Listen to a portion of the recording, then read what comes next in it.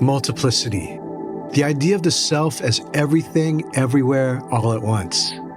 It's the freedom to express the many selves we are and the ones we wish to be. Even as the world tries to box us in with perceptions, stereotypes, and expectations, the artist's journey to express multiplicity reflects the universal desire to be seen. But how does this journey begin? What inspires artists to find their voice and express their many selves? How do they summon the courage to reveal themselves in the face of new challenges and uncharted territory? What does it mean for artists to live on the edge, to take risks, and present themselves to the world? These are some of the questions that we'll explore today on Edge of Reason.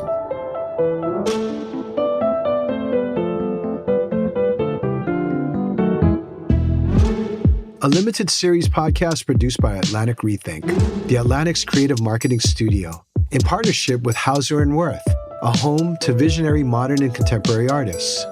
This season, we explore the line where left brain meets right brain, where logic and reason and creativity begins, and how personal and universally resonant themes connect art with the human experience.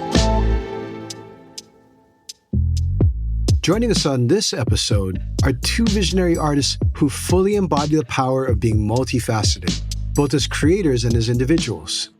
Glenn Ligon is a conceptual artist best known for his work exploring race, language, and history.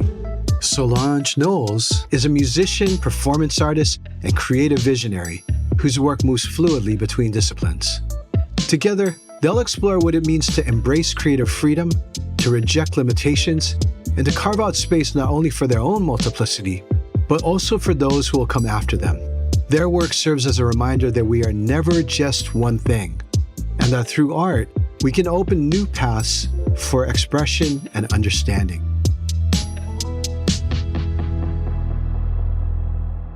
Glenn Ligon, I'd love to start with you. You're a visionary conceptual artist whose work transformed the art world in the 1990s and continues to push boundaries across mediums.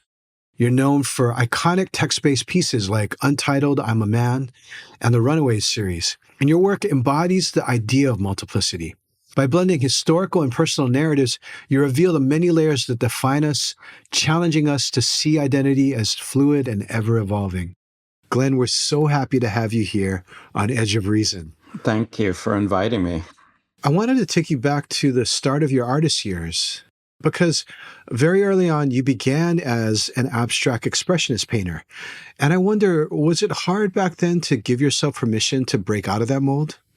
Well, I think, if we're talking about freedom, abstract expressionism in the late 70s, early 80s, when I was in school, was for me some kind of model of, absolute freedom. You just put a brush on canvas and started painting and see what came of it. But at that point, late 70s, early 80s, abstract expressionism had been around for 30, 40 years. So at best, I was a third, fourth generation abstract expressionist. And I didn't feel like the content of the work had any relationship to, in some ways, the content of my life. All the things I was reading, all the things I was listening to musically, there was no space in those paintings for that. And so I had to, in some ways, make a break from that freedom in order to find a way of working that could incorporate all the things that I was interested in or touched by or was reading. What did you have to do in order to give yourself the kind of freedom to express yourself in a new way? Literature was super important to me when I was in college, and it was my introduction to Baldwin, Richard Wright, Zora Neale Hurston, the classics, the giants of African-American literature. But it took me maybe 7, 8 years, maybe even longer, to realize that material that I was reading, those essays, those novels, was actually the basis of the work. And took me another couple of years to figure out how to get those words into the work. And I came up with a very simple solution, was make text paintings, incorporate the quotes that I was thinking about, sort of text that I was reading, thinking about directly into the work. It became the work. You had a breakthrough with the text-based works I Am a Man in 1988 and How It Feels to Be Colored Me in 1991.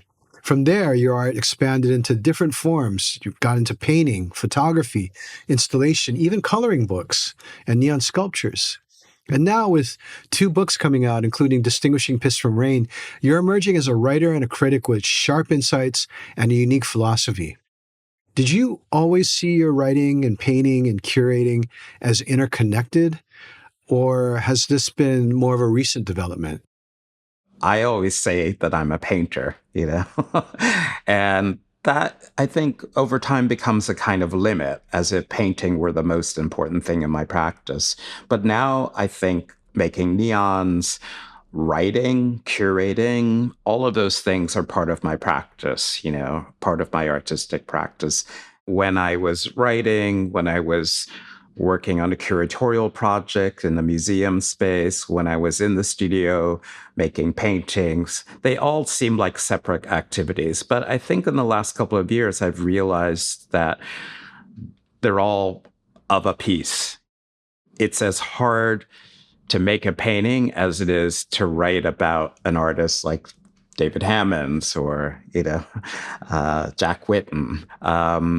And I get the same kind of rewards from them. So I realized that all of these things are actually under the heading of being an artist, So it's been exciting for me to kind of take joy in all of these different ways of working and not prioritize them, not say, well, this one is more important than that one. I'm excited to dig into this with you. But first, let's welcome our guest, Solange Knowles, an acclaimed singer-songwriter, best known for her unforgettable 2016 album, A Seat at the Table. Beyond music, she's a true multi-hyphenate artist, choreographer, record label head, artistic director, video director, performance artist, and the founder of the multidisciplinary creative agency St. Heron. Her work's been presented at prestigious venues like the Guggenheim, the Getty, the Hammer Museum, the Tate Modern, and the Venice Biennale. Solange, welcome to Edge of Reason. Thank you so much for having me, Jeff. It's exciting to be here. So when and how did you come to see yourself as an artist? Was there like a moment, maybe even in childhood, when it all came together for you? Yes, I've actually been thinking a lot about this lately. I was about 9 years old and I went to a summer camp at the Ensemble Theater, which is a historically Black theater in Houston. And it was an incredible program. They had a lighting department. They had a costume department. They had a workshop teaching us how to write monologues. And at the end of the program, we were to present a monologue to our peers. And I remember very distinctively thinking that I wanted to apply all of this new learned knowledge and all of these sort of facets of expression into my monologue. And so I remember sitting with my camp director and saying, I want to discuss lighting cues when I say this one part of my monologue. I want the lights to do this, and I want to create a costume. I think that was sort of my first affirmation into world making. Realizing that the space around the work was just as important as the work itself. And I think it gave me such an incredible sense of direction and confidence. And so, yeah, I think that was sort of the start of the trajectory into multiplicity. And from there, I just continued to develop and work through these parts of myself, even as a child, whether it be dance or songwriting. I felt like I had something to say and that there were so many directions and paths to get there. But it's sort of expanded over the years. And it seems like 2019 was maybe the moment that the world really got to see you not just as a singer, but as a performance artist, as a choreographer, as someone deeply engaged in making Black contemporary art. But this is, I guess what you're saying is this has actually been in you all the whole time. Yes, I feel like it has. I feel like from that time at the ensemble theater, something was really birthed in me. And I was really lucky that I got to really develop and work at these different expressions, whether it be choreography, dance, writing, music making. And I think with the performance pieces, I was able to combine all of those, but create more expansion within sculpture, within text, within sort of physical artifacts of sort of timestamps of what the performance was, whether it be making a book after it or creating a program. And so I was able to sort of bring all of these worlds together through those performance pieces. Well, let's jump into this conversation. I know this is a rare opportunity for the two of you to finally have a conversation. I know it's something that hasn't really happened before, and I'm sure both of you are eager to dive in. But before we get into that, I'd love to set the stage with one question. Our theme today is multiplicity. How do each of you define it? And what resonates with you when you think about multiplicity in your own artistic practice? I think multiplicity, if I have to think about what it means in terms of my practice, is not making huge distinctions between things that I'm doing.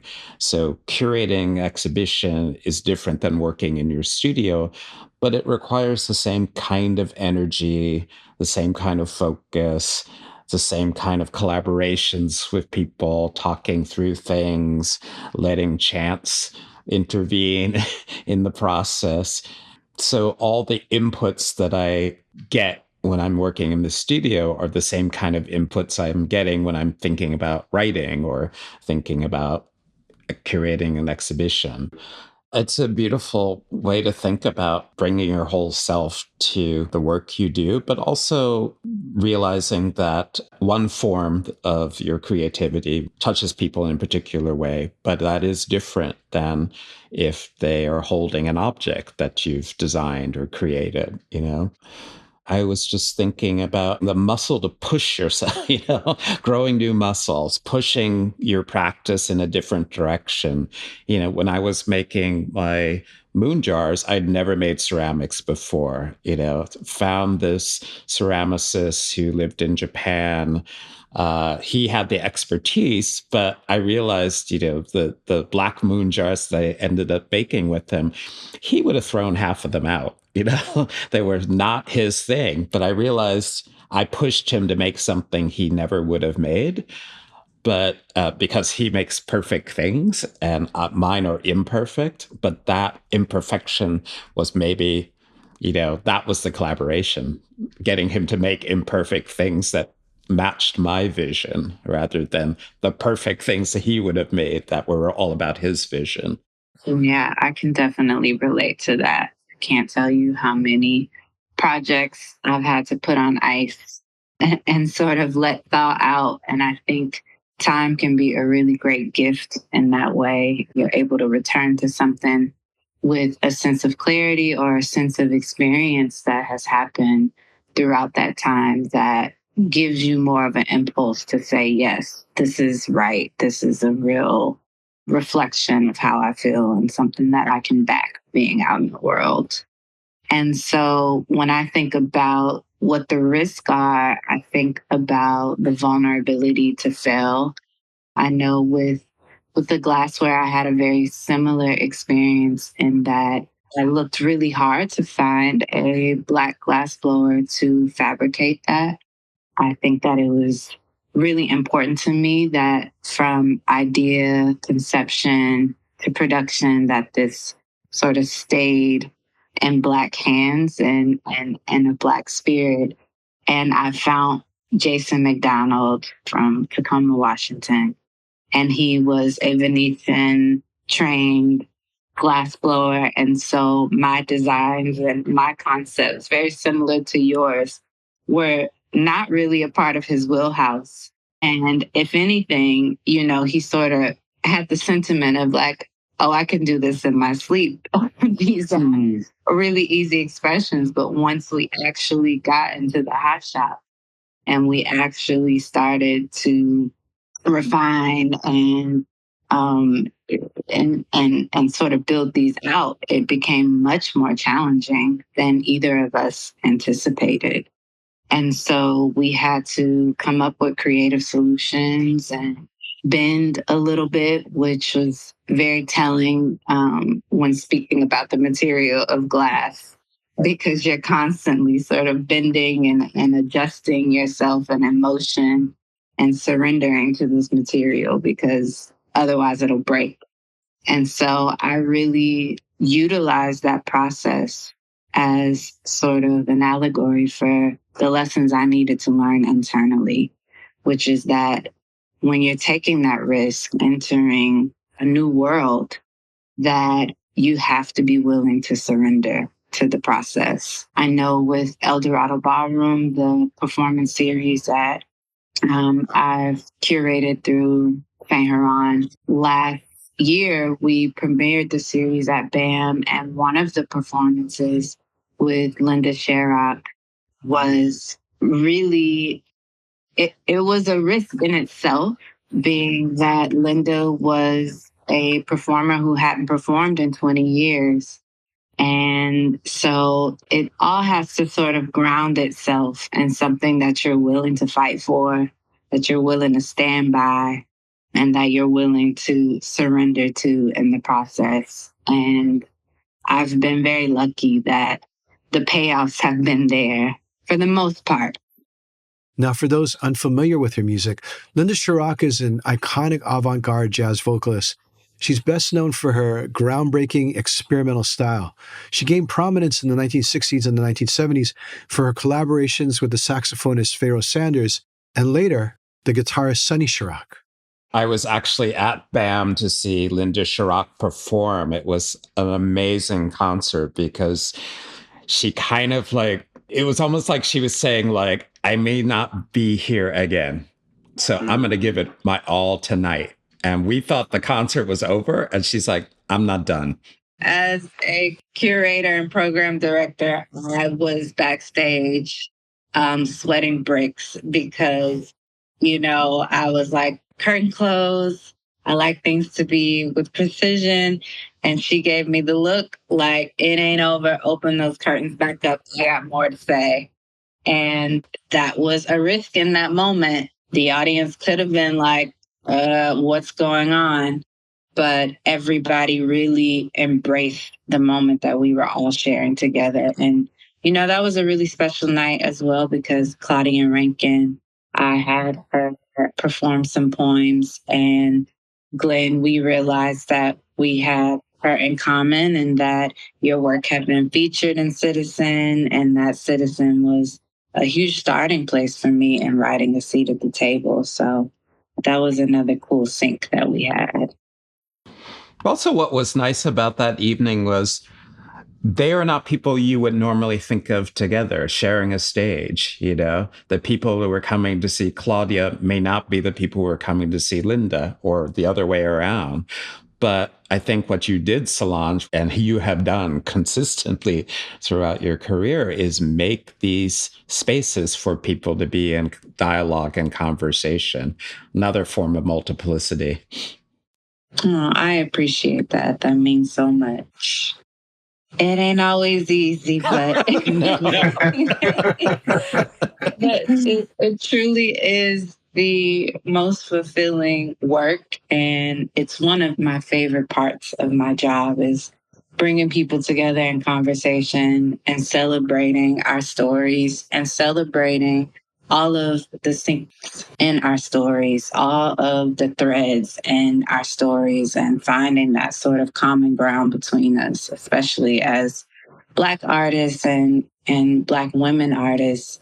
We share so many of the same stories and journeys that it takes to get there. And that reflection and that seeingness in one another is a really powerful force. And I feel really honored and humbled to be able to do that work. If I may, let me bring us back to the brilliant Claudia Rankine for a moment and her powerful book, Citizen, which explores microaggressions, though really microaggressions are just aggressions, right? It got me thinking about the risks that each of you take as artists, both personally and publicly. Citizen reminds me of how Claudia writes about how it feels to be perceived or misperceived by another person, and the effect that that has on one's physicality and emotionality. How do you navigate those moments when you're in similar situations? I think a lot about the night that I released When I Get Home, my latest album. And I already kind of knew that it was going to be work that needed to sort of be sat with. I was deep in the throes of repetitions and the way that mantras were really transforming my life. But I kind of knew that starting an album saying I saw things I imagined for an entire song, maybe 20 times, that there would be a pause.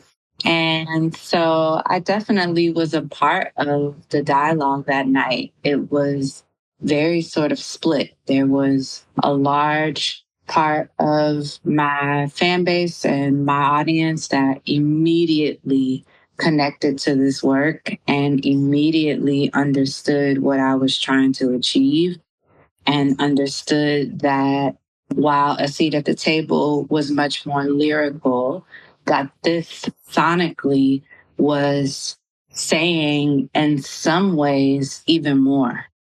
It took time for me to have the courage to write those songs. And people often tell me 5 years later that of all my albums, it's their favorite album, but that it took them a year or it took them 6 months to really sort of be transformed by the process, and that it sort of spiritually resonates for them, where A Seat at the Table maybe more leads with the mind, that When I Get Home leads with the spirit. And so I think as an artist, it's important to sit with that process and people's walk and people's journey with your work, and to not be critical or disappointed or swayed by that. I mean, of course, we're human, so we're going to feel things.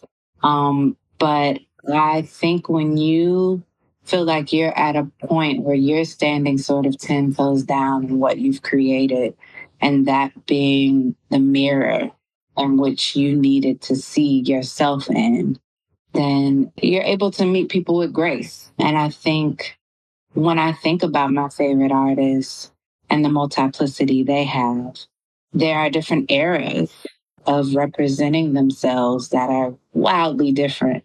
And I think it's impossible to carry everybody along with you on the journey to all these different versions of yourself. It seems like there's always going to be, people who understand the deep cuts, and you kind of rely on them when maybe your audience isn't quite gone with you yet or needs some time. So I rely on those, few artists who I was like, okay, this is what I'm doing. What do you think? And they get the deep cuts. They see the through line in the work. And as you said, Solange, sometimes it takes people longer to catch up to things. And I feel like I have the same process. Things that I didn't like in my studio that I made, 5 years later, I was like, wait a minute, actually, there were great ideas in there. What was I thinking? I just needed to catch up to it. I love that answer. Glenn, you and the curator, Thelma Golden, famously coined the term post-Black, partly as an in-joke, right? But partly as an insightful, maybe inciting way of describing how Black art was changing with a new generation of artists. But the question I had in my mind was about legacy. In terms of multiplicity, do you think your work has broadened how the public sees and understands Blackness? And what does that mean for creating opportunities for younger generations? How has the practice of multiplicity changed from when you were breaking down barriers to where it stands now today?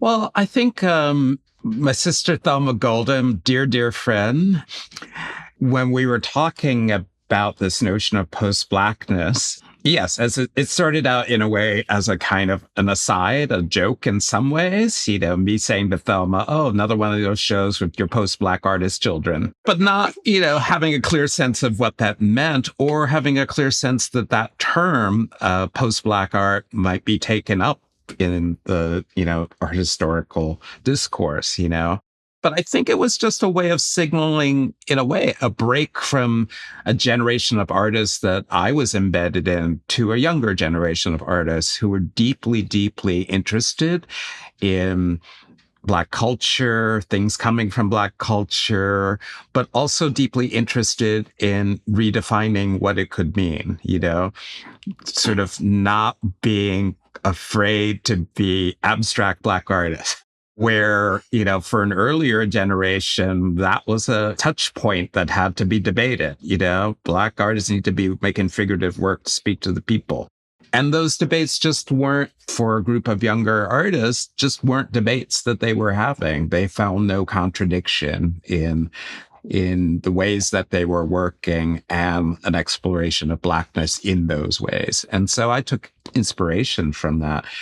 So, I did a talk last night with Julie Miretu, a painter that I think is amazing, and Kelly Jones, an art historian at Columbia. And Kelly asked the question about legacy. Do you feel that you have a responsibility to claim your legacy, that you have been a role model? And I kind of just ducked that question, but I did tell a story about a young Black woman. I was eating in a restaurant in Brooklyn. I had finished my meal. I walked outside. She came running out of the restaurant. It's like, oh my God, I just realized you're Glenn Ligon, the artist. I'm such a fan of your work. I'm an artist myself. You've opened so many doors for me. And it was incredibly moving to me because I thought your work goes out into the world and sometimes the response, but sometimes you don't know. It's just out there. And to have someone say, I saw it, it meant a lot to me, it opened some doors for me in terms of my own work, I thought, well, that is the best kind of response I could have, where the work meant something and facilitated something, changed something for them. Solange, in many ways, it seems like you've fully embraced the multi-hyphenate identity, which feels much more natural, perhaps, for artists these days. Your son's now a young adult, and it makes me wonder, what does multiplicity look like for the next generation of artists, especially young Black artists? I think for me, it's an exciting time seeing the evolution of the way future generations are able to show up in the world and able to sort of represent all of these things, and that the world is catching up to the multiplicity in all of us. I think when I was starting to enter in these spaces, I had to fight really hard to apply language to what I was doing or to carve out the messaging of what I was doing. And it's really beautiful to see that those conversations now are really not as valid. So many people bring a multiplicity to what they are doing. So many young people, my son included, want to model, but also want to make the clothing and also want to photograph the clothing and are sort of creating their sense of world making in their own ways. I think as long as the intention is pure and as long as you're willing to humble yourself become a student to the new spaces that you are entering, that it can be such a fruitful way of the seeingness in yourself and really getting vulnerable with yourself and being able to express these other facets of yourself that deserve to be heard and seen. Glenn, here's a question. One of my favorite pieces in your book, Distinguishing Piss from Rain, which, by the way, brilliant title, is a piece that you call Advice for a Young Artist. If you had to choose the best bit of advice from that to offer now to the younger generation, what would that be? One of the things I said in that essay is that you have to come a little hard at the beginning with folks so that they treat you right. And you can be nice later on. Get what you want up front, and then you be nice, Because sometimes being nice up front, that don't get you what you actually need. Well, thank you. It's been such a pleasure to be able to be with both of you today. Thank you so much for being on Edge of Reason. Thank you for having me. Thank you. Thank you, Glenn, for all of the incredible work that you have put out into the world and all of the ways that you continue to reinvent how you see and celebrate us. So grateful to be in conversation with you. Oh, back at you. Delighted that you agreed to do this, but also for your music, your presence, the way you've made platforms for other performers, artists, thinkers. I'm in awe. I'm Jeff Chang, and you've been on a journey to the edge of reason. Join us next week when we speak to Hauser and Wirth artist Camille Unroe and author Melissa Phoebos, who explore how attachment and power drives their work. If you've enjoyed what you just heard, like and review on Apple Podcasts and help spread the word about our series to other listeners like you.